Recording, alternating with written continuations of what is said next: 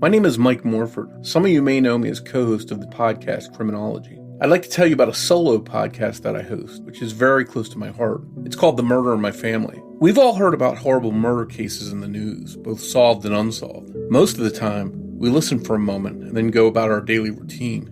But have you ever wondered who those murder victims were? Or thought about their backgrounds? They're more than a blurb in the news or a statistic. They were real people living real lives. They were someone's child, parent, sibling, or friend. In The Murder in My Family, I try to get to know those victims with the help of the people that knew them best, their family members. Together, we talk about the lives and tragic deaths of their loved ones, as well as the ripple effect the murders had on surviving friends and family. Some of the episodes feature high-profile cases you're probably familiar with, like the Colonial Parkway murders, the Delphi murders, or the Golden State Killer murders. But many other cases are ones from small towns all over America that barely made the news. There are dozens of episodes of The Murder in My Family available right now to binge on. Subscribe wherever you listen to podcasts. The Oracle Network.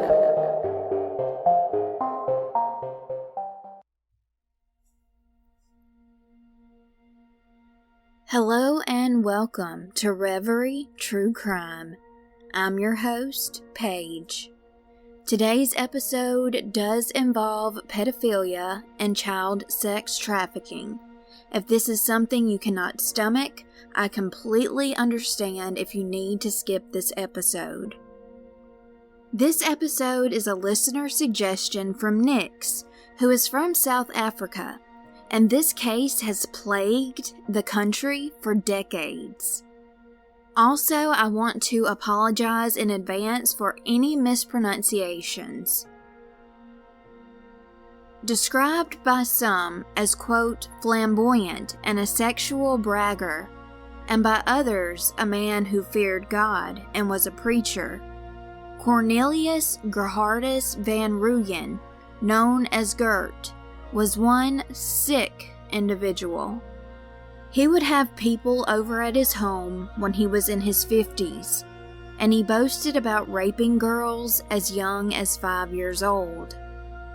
Pedophiles prowl in the broad daylight, and you probably would never know if you were even sitting at a dinner table with one. The majority of children who are victims of pedophilia have been victimized by people they know. The others are victims of the sex trade. This is when children are abducted and sold for cash into a life of terror. People travel overseas to buy children, thinking they'll never get caught, and unfortunately, most never do. This is also called child sex tourism. It's a disturbing, petrifying reverie, yet it's all too real. This episode and this topic is definitely a tough one, but one that we need to bring awareness to. So, let's get started. Gert van Rooyen was born on the 11th of April, 1938 in South Africa. In 1954, Gert was 16 years old when he stole a car to go from Cape Town to Pretoria to see his mother, who was passing away. Afterwards, he was forced to go to a reform school. 6 years later, Gert was convicted of robbing extra vehicle parts that people weren't using, as well as clothes. He eventually did get married to a woman named Aletta, and he had 6 children named Anne-Marie, Judith, Haynes, Flippy, Gerhard, and Adrian. He finally started to pull himself up by his bootstraps, and he began operating a building construction company with his brothers. Everything appeared to be going well, but not everything is always as it seems. Employees and handymen said Gert would at times not compensate them for their work. One worker came forward to say that Gert told her he would not pay her unless she went and got little girls from the township and brought them back to him. Also, it's reported that his business was not doing very well after a while, but he was still never short of money. When girls around the area were eventually asked about Gert, they would say he whistled at them, stared like the creep he was, and would say they were sexy. He was always trying to strike up a conversation with any little girl he ran into. In 1979, 2 little girls who were only 10 and 13 were kidnapped by Gert. He proceeded to take them to the Hartbeespoort Dam, which is near Pretoria. The 2 little girls were beaten in the face, while Gert demanded that they strip themselves of their clothes. Afterwards, he went on to molest them both. The next day, he let the little girls go in Pretoria.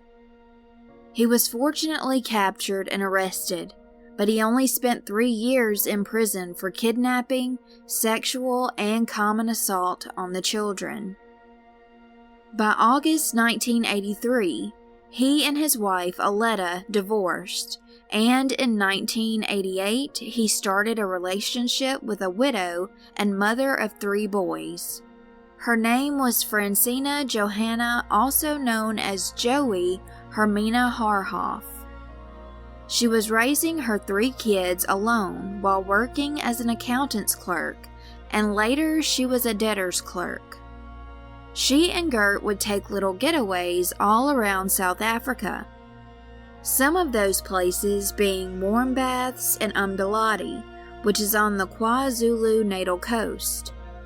Little Miss Joey turned into his right-hand woman. Joey's sons said themselves that after she got all encompassed with Gert, her disposition was never the same. One son stated, quote, "When she met this man, she became as meek as a lamb. She was very much in love with him. I think he bewitched her." Joey has a daughter named Amor, who told her story to author Carla Vanderspy, and a book was released in 2016 by the author called Battered, Abused, Shamed. Joey Haarhoff Was My Mother. Amor said her mother abused her in every way imaginable. She said her own father even sexually abused her, and Joey acted like she didn't know and she didn't care at all. Apparently, Joey was a dictator who controlled and manipulated her only daughter's life for decades. Amor went on to hurt and ache from the abuse that she endured, even after her mom passed away. She did find the strength to be better than her mother and not turn into her. She refused. She ended the cycle of abuse and hate. She strives to get other women to become optimistic and hopeful who have been damaged by those nearest to them. Now, getting back to Gert and Joey. During the times they were on these little getaways or when little girls were disappearing. According to a children's home, Joey would call and ask if she could bring little girls to their home for holidays and weekends so they wouldn't feel alone and the kids would have some type of fun experience. Gert and Joey put in applications to foster children as well, but they were turned down, likely because of Gert's pedophile conviction. August 1st, 1988, Tracy-Lee Scott-Crossley went missing. She was 14 years old and lived in Randburg, near Johannesburg. Witnesses at the time said they did spot her outside of the Cresta Mall, making her way into a VW Beetle. Tracy asked her brother Mark to go with her, but he said no, which has haunted him ever since. He was suffering with crippling guilt, trauma, and would later go on to be found guilty of killing a farm worker. Mark beat him and tossed the man to the lions. However, the conviction was thrown out. December 22nd, 1988, Fiona Harvey disappeared. She was 12 years old and from Pietermaritzburg. The white Ford that was used in her kidnapping will come back around later in the episode.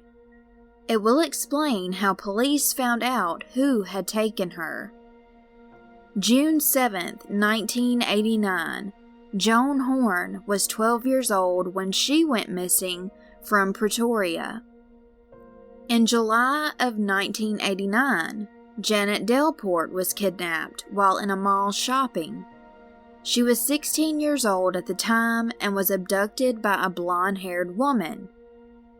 Gert's girlfriend, Joey, was said to wear a blonde wig when she persuaded the girls to come with her. Now, Janet was discovered later, ambling around, and seemed very upset, but she wasn't hurt. A few weeks after Janet, Rosa Piel, a 9-year-old from Alberton, vanished. September 22nd, 1989, Odette Boucher went missing, as well as her friend Anne-Marie Wapenaar. They were both from Kempton Park. Odette was 11 and Anne-Marie was 12. On September 29th, 1989, Anne-Marie's mother, Kobe, happened to get an odd letter in the mail. It was from Anne-Marie. The letter said that she and Odette decided to run off to Durban with a few boys.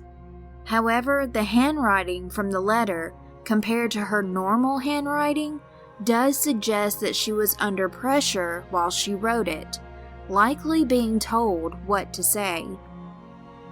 November 3rd, 1989, Yolanda Wessels was Joey's 13-year-old niece. She too goes missing after a visit with her aunt.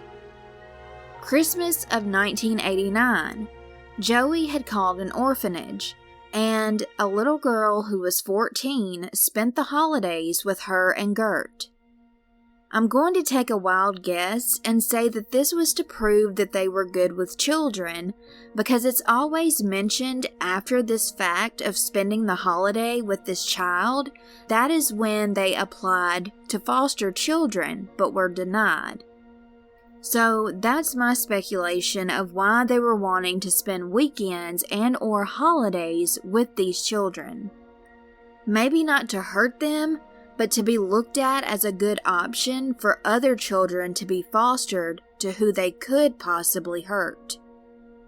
January 11th, 1990, Joan Booysen was 16 years old from Pretoria and was snatched up by Joey in Church Square. Afterwards, Joan was whisked away to Gert and Joey's house on Mallerby Street, Capitol Park. Again, I am so sorry if I am mispronouncing names and locations. The 16-year-old was then handcuffed. The couple drugged her up and sexually assaulted her before they locked her away in a little closet. This is when the couple's plan finally fell to pieces. Joan looked way younger than 16, and the two likely did not know she was capable of escaping like she did. She ran to the police to tell them what happened, and the Van Rooyen house would now be under surveillance. It only took 4 days to identify Gert when he drove past his home in that white Ford truck that was described in the abduction of Fiona Harvey. On the side of the truck, it had the construction company's name on it. The police started to chase them down, but in the middle of the chase, Gert shot Joey and then himself as the police were getting way too close. They both died instantly, taking most of their secrets with them. After their deaths, all of the missing girls except Rosa and Tracy-Lee were connected to Gert and Joey, either by witness statements or forensic evidence. Take, for example, Odette and Anne-Marie, the two girls that were taken at once, with Anne-Marie being forced to write her mother a letter. The home address of Odette, as well as home phone number and her class captain's badge, were located in the Van Rooyen house. Anne Marie's house keys and address were discovered in the home as well. Also, in June of 1990, months after Anne Marie and Odette had gone missing, and Gert and Joey were dead, a customer happened to find a note written in pencil by a child at the Fabric Library in Midrand, and it said, quote, "I am Anne Marie. My friend and I are with our kidnappers. My friend has tried to phone, but was cut off." There was also an address on the note, but the address wasn't the Van Rooyen's house, and when the authorities went to the location, it didn't provide any answers. Now, this story was confirmed in 1993 by a woman named Deborah Sloan, who used to work there as a personal assistant. She recalled that day, saying, quote, "What riveted me was a little girl who came into the Fabric Library shortly before the note was discovered. This little girl, of about 12, had short black hair and appeared very scared. I can still see her sitting there and wondered at the time why she was looking so scared." Also, Anne Marie's mother even said it was indeed her daughter's handwriting, and police handwriting professionals also verified this. This was the only proof that the two girls may have still been alive months after Gert and Joey died. It also tells me that more people could have been involved if the girls were still alive. By 1996, none of the missing children's bodies had been found, so Absa Bank gave what's now known to many as the House of Horrors to the police. This would give the police another chance at investigating even more thoroughly than before. On the 13th of May, 1996, the police made the decision to tear the house apart, destroying it top to bottom, looking for any forensic evidence they may not have found yet that would lead them to what happened to these little girls and possibly find out where they were. The roof was completely taken off of the Van Rooyen home. It was vacuumed for any remnants of possible hair and fingernails. Next, the walls were dismantled. The police scanned the kitchen and the Van Rooyen bedroom with sonar gear for cavities. They were certain they had a hit when they went through the dirt in the backyard and found bones. However, when the forensic pathologist studied them, they turned out not to be human bones. In February of 2001, Gert's son Flippy was found guilty of and charged with 3 counts of perjury in the Pretoria Magistrates Court. Come to find out, he had given many different statements that didn't match up, allegedly falsifying information under oath about the 6 little girls. My question is, how do they know everything he said was a lie? He said the little girls were sacrifices in satanic rituals, going on to say that their bodies were doused in acid, and some of them had been taken away to the Middle East. Now, I do question the sacrifices of satanic rituals and the dousing in acid, but Flippy also claimed 3 ministers had taken part in a child smuggling ring with Gert, and they were selling little girls. None of the allegations could be verified, but could some of this, if not all of it, be true? Did they just not investigate this well enough? We know investigations can be shoddy and can fail victims' families all of the time. I mean, it was reported that his business was not doing well, but he was still seen with a lot of money. So, where did the money come from, since he apparently wasn't receiving it from his family business that he had with his brothers? And could his brothers possibly have had anything to do with this? Flippy was already in prison serving life for killing a 15-year-old girl from Zimbabwe. At the time of his confessions under oath, he really didn't have anything to lose. In 2008, Flippy was paroled. Gert's other son, Gerhard, was serving 15 years for stealing and scamming. There are people in the area that heavily speculate that the government and police covered this whole thing up and were also involved somehow. People that live in or nearby the area have also been making me aware of this. Anything is possible, and it's a terrifying thought. March the 12th, 2007, adolescent bones were found on the beach, where Gert and Joey used to visit near Umdalati. This seemed like it was going to be a huge break in the case, but it was only another letdown. The bones were DNA tested, and the results did not match any of the missing girls. November 2007, more bones were found. This time, they were discovered nearby the Van Rooyen House of Horrors. A swimming pool was being put in, and while the workers were unearthing the ground, they called the police about these bones.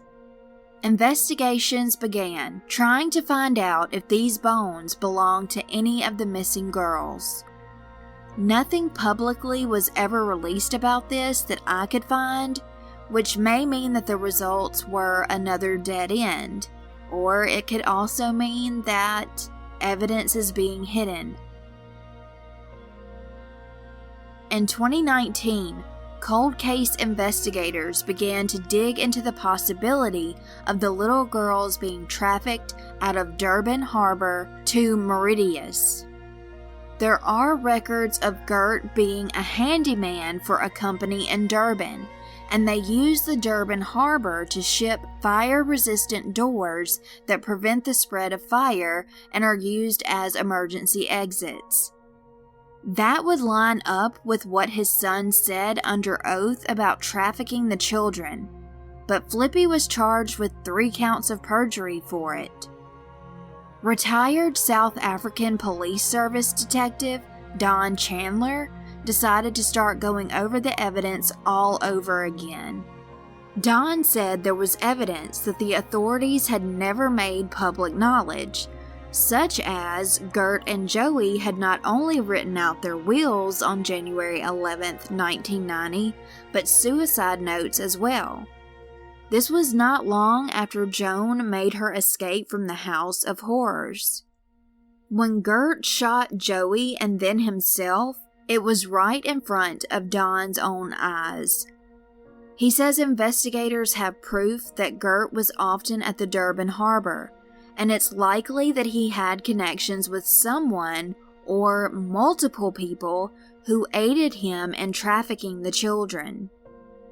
In 1989, Gert was pulled over for driving too fast, and a police officer says 2 girls, quote, appeared to have been drugged and covered up with a pink and gray blanket.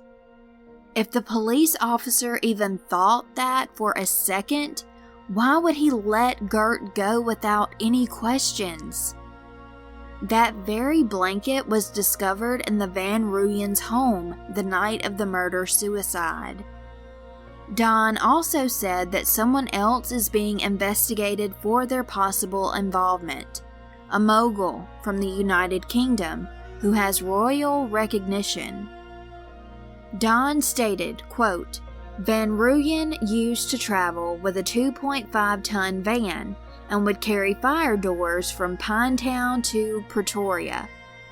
Now we are trying to track down people who can help us link Van Rooyen's movements so we can create a timeline of him being in Pretoria or Durban and the girls going missing.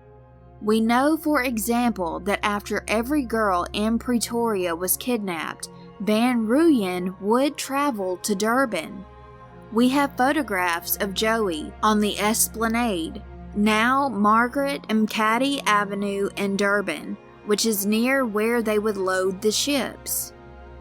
Now that testing is so much more advanced and modern methods have improved so much, Don wants a lot of old evidence retested. But he said he is having a problem with the police cooperating and giving them any of the evidence, which doesn't look good on the police at all. Don said, quote, "There are also more rumors about government officials that were involved, but I'm still investigating the case. I'm still working on this case after all these years."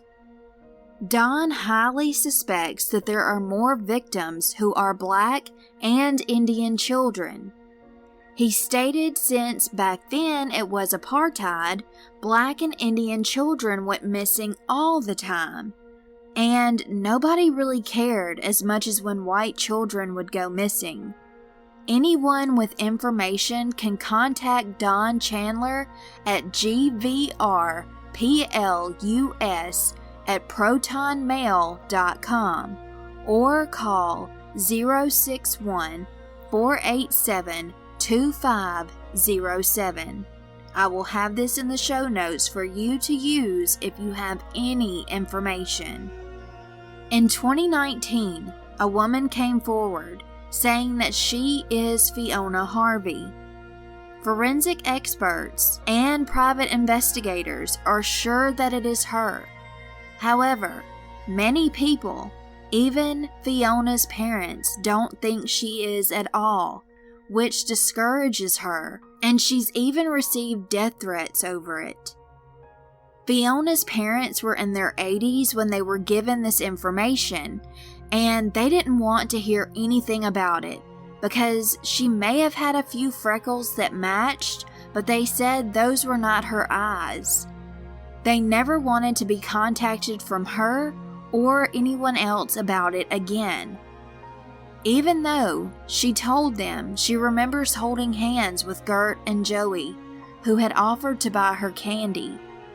The next thing she recalled was waking up in a room with 5 other girls, and occasionally girls that spoke Zulu would come in, and an Indian girl. She says she was sexually abused all the time and suffered extreme violence from the pedophile couple, going on to say that they both burned her hands and feet so badly on the stove that it was now completely impossible to match her fingerprints to Fiona's. The forensic experts and private investigators say that her fingers are so smooth and really don't have any prints at all. The woman who says she is Fiona claims that she lost track of time. She doesn't know if it was months or years, but they did let her go, and she remembers that she had outgrown her shirt. Quote, "We drove many hours over a gushing river. I thought they were going to kill me." When she was let go, she commenced to hitchhiking with truckers until she made it to Pinetown, and when she finally arrived at what used to be her home, it was vacant and sealed up. Not knowing what to do next, she found support from a man that she met on the street who became like a father to her. However, she was again taken away by a crime family who peddled her into the sex trade. When asked how she looked so young, she said it's because she was made to have beauty treatments while she was employed as a high-ranking sex worker. Quote, "I want to get other girls to come in. I just want to get the truth out there." The woman that says she is Fiona, her nose has been broken, and she did have operations on her ears. As I look at her picture and little Fiona's picture, I do see the similarities, but I'm no expert. She does resemble Fiona in my opinion, but the professionals do believe it's 100% Fiona. She goes by Lee Sloan, or Leah Sloan, but said she would even give a DNA test to prove that she is Fiona. Sadly, in November of 2020, George Boucher, the father of Odette, died without any answers to his daughter's disappearance. He had heart disease and passed away due to heart failure. George spent his life trying to find out what happened to his precious little girl. From sapeople.com, a friend, Paula Berghoff, said in a tribute to George, quote, "For 31 years you never gave up. 31 long years of waiting, hoping, praying for answers. Today Jesus called you home, and now you have your answers, but we will continue in the search for Odette and the others and for justice. Go well, friend. Your fight is over. Rest now." The year before he passed away, George said, quote, "The more awareness we get, the better chances there are that someone out there can see it who might be able to help. Personally, I think they are still alive, more than likely taken out of South Africa. However, to be able to follow up on this, we need a lead that we can follow." End quote. I really hope that Don Chandler, other cold case investigators, and private investigators keep digging into this case. Hopefully the families of these missing children will one day get the answers. What are your thoughts? As always, thank you for listening, and until next time, stay safe, hug the children in your life, and take care.